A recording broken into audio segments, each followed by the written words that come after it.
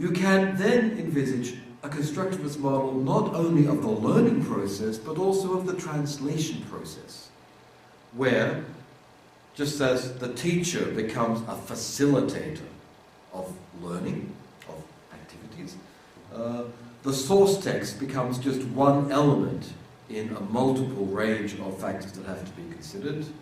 Knowledge is created in interaction, bearing in mind all these factors, and the translators are seen as making active decisions, intervening in the process, just as in the constructivist model, the students are seen as being active interveners in the process. Kiraly will walk into his first class and say, "Good morning, ladies and gentlemen, what do you want to do?" "Oh, you want to be translators? Good. So what do you think we should do?" "You want to translate? Good. What would you like to translate?" "Ah, you want to do that kind of text? Bring me some texts."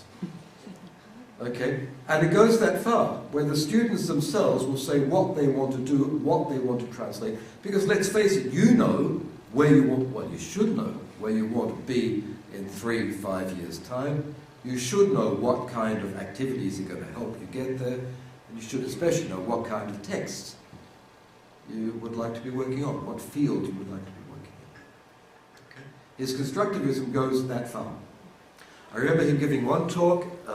I invite him quite regularly to Tarragona. He gave a quite wonderful talk that students said they wanted to do subtitling.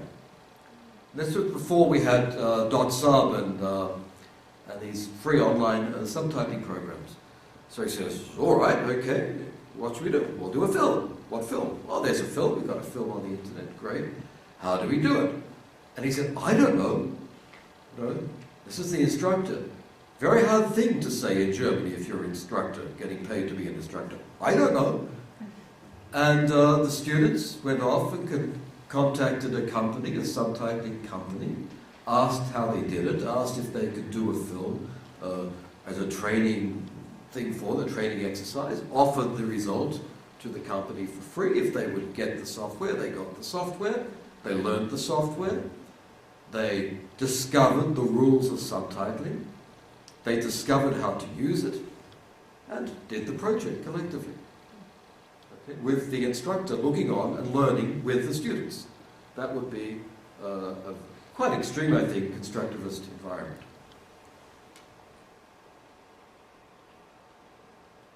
So Kiraly, interestingly, suggests that the way we think about translation is similar to the way we think about learning.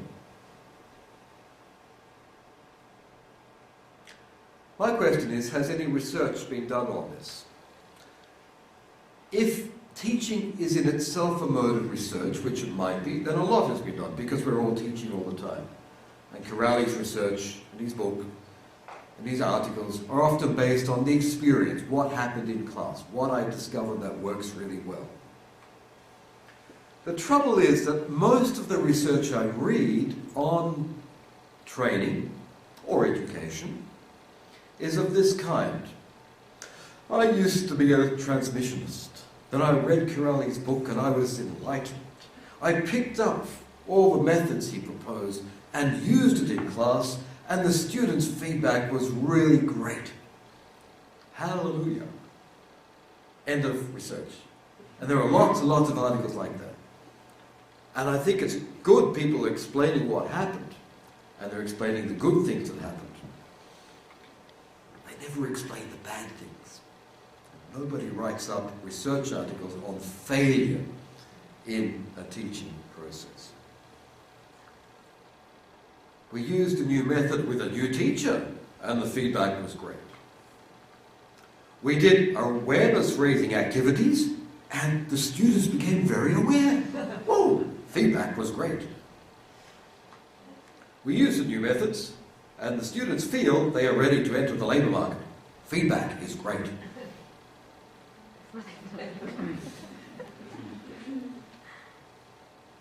What's missing, lots of things are missing, but with the last one, is It's really, really more interesting to get feedback from the students 6 months out, 1 year out, 2 years out. And instead of asking, do you like me? Do you like my class?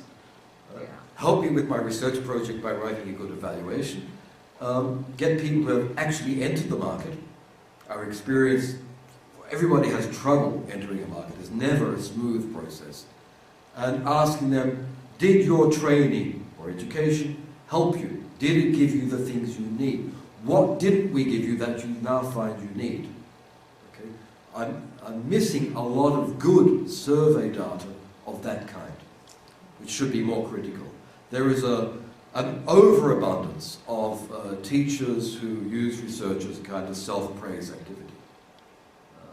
Usually, I'm really not reducing it too extremely in these examples.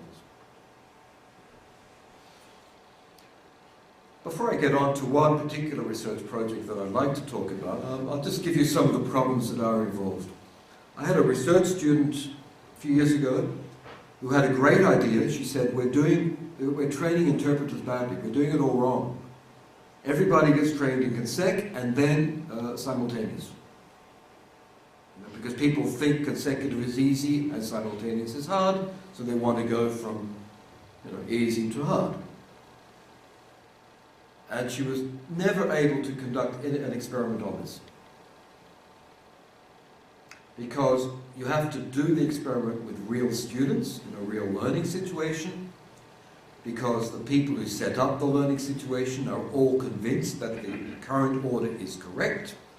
So it would be unethical to expose students to the risk that the new order might be bad. It's like testing out new drugs, okay?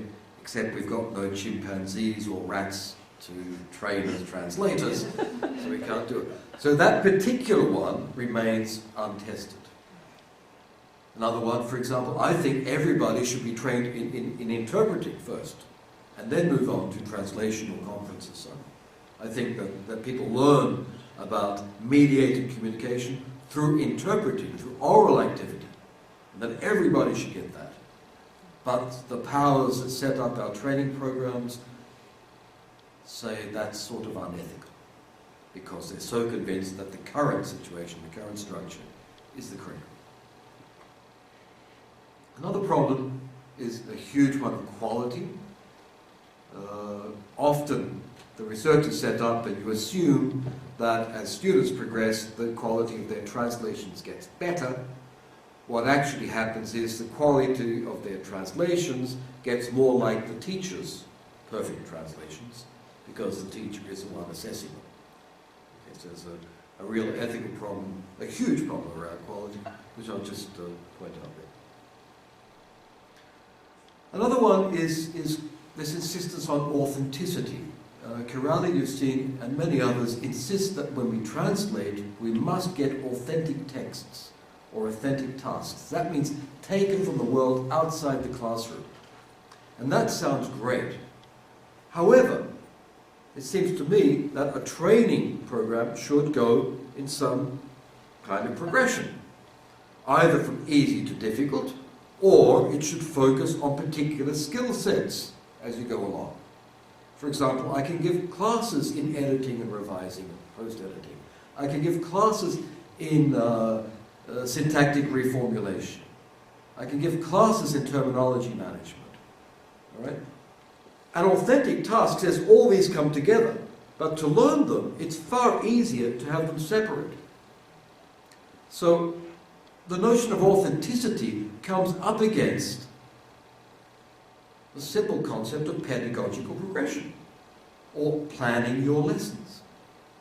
And personally, I'm not a great believer in authenticity, except at the end of the training process. That's when you should be doing the whole lot together on real-world assignments. In the actual progression, I love getting texts and manipulating them, doctoring them, putting mistakes in, putting in false friends, traps for students, or problems that correspond to the thing I want to be teaching that particular week. Okay? So this is where the authenticity bit becomes a little difficult for me. but it becomes an ethical debate. I have serious colleagues who tell me, no, you shouldn't do that. You should be authentic all the time. I gave an exam once in a translation school, and I had a fellow teacher there, what do you call it, invigilating the exam, supervising the exam. Came up proctoring, thank you. There's a mistake in the source text. He said, students, disregard the mistake.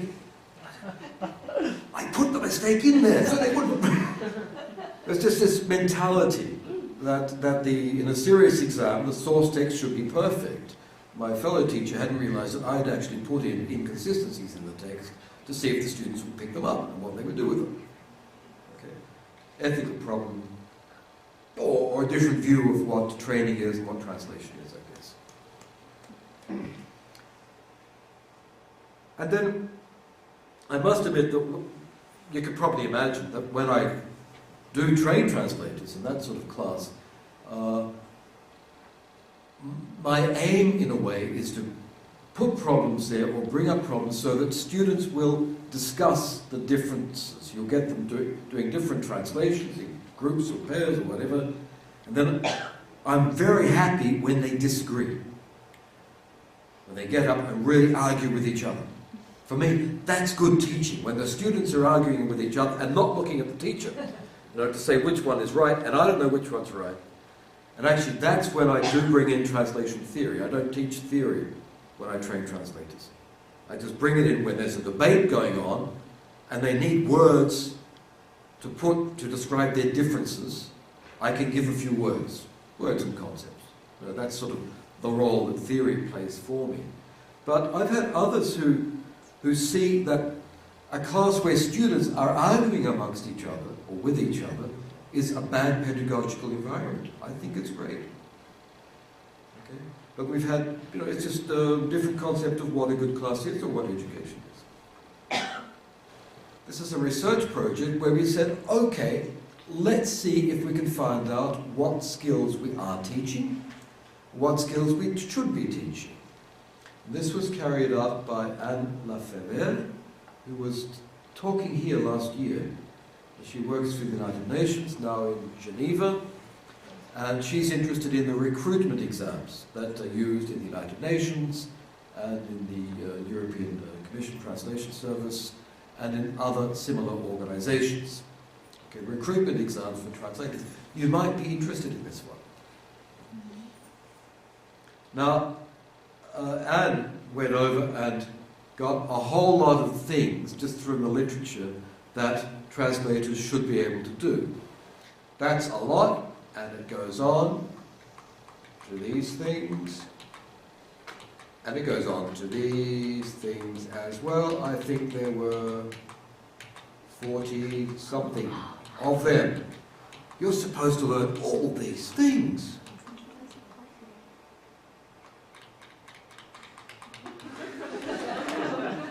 Hold on. Yes, okay. Right down to detecting mathematical errors and working with Excel, PowerPoint. We have translation memories. Well, just all these things. Okay. The idea was, rather than see what people actually learn in class, because all the classes are different, let's check how well our training fails. It's a bad sentence, isn't it? Let's see to what extent our training fails. So instead of looking at the instructors and the students, this research looked at the people in the organizations after recruitment who spend their time revising. When you get a job in these organizations, for 1 year or 2 years, you work with a reviser. So there are people who are professional revisers revising the work of new recruits. And we asked these revisers, which of these skills do you spend most of your time on? Okay? Which of the ones are most frequent? Okay, so from that long list of 40 or so, we're going to get the ones that the revisers tell us students are not being trained in. Sneaky. except they're not very interesting. Well, produce translations that flow smoothly. Ability to be invisible. Work out the meaning of obscure passages.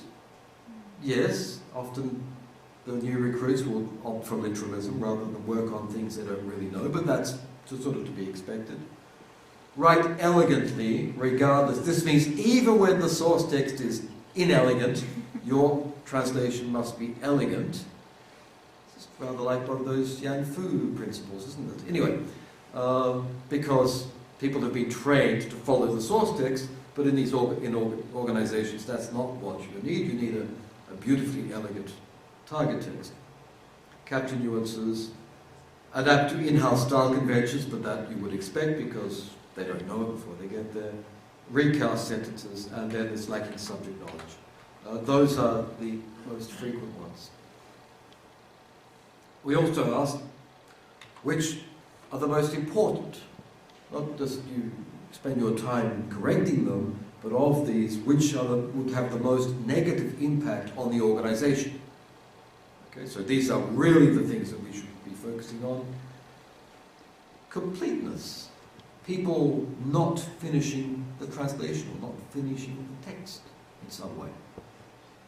Rather surprising that people would do that, however. Clarity. Again, invisibility. Knowledge of the source language. Not knowing your source language well enough. Coherence.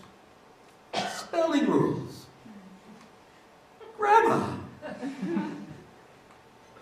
Working out the meaning of obscure passage. Okay, we had that. Extensive vocabulary, nuances, punctuation rules. It's really quite surprising that for all the fancy things we've been doing in translator training over the past 20 or so years, you know, the cultural aspect brought in, and the client and the scopus and all that, the things that are really letting us down are not finishing, not knowing the language, not knowing the grammar, not knowing the spelling. This is quite alarming, I suggest. And should send signals back to the people designing the programs that, hey, you're not doing this well enough in those particular areas. However, the real thing, the real message is that we have to rethink, I suggest, the whole range of what we're teaching and how we teach, but don't get too lost in the how. A lot of it is still in the what. The basics are not getting across. And sort out, for each training program, what skills and knowledge people have to have before they arrive in the course. Here, you're very well selected. So a lot of the quality of the output is the quality of the input. That's very important. Then, sort out what you should get in this particular training process, which is finite in time. And then remember that a lot of those skills, a lot of the things mentioned there, happen after the training. That when you get into a job, your training doesn't stop, your learning doesn't stop. Things like style books. I'm not going to teach you the United Nations style sheet. I should teach you how to use style sheets and to realize that there are different ones out there. Once you get into that particular place, you have to learn to write according to the United Nations style book. Same thing with translation memories or machine translation. We can't give you fixed things. That's going to happen once you're in place in the job. So I think that working from Lefebvre's findings, rather than be shocked at all the things we're not doing, we should go back and take a good look at what skills you have before you start training, what skills you'll acquire after you start training, and then focus on a very reduced set of skills for each particular training program. That's an example of what I would call a quite useful and challenging piece of empirical research.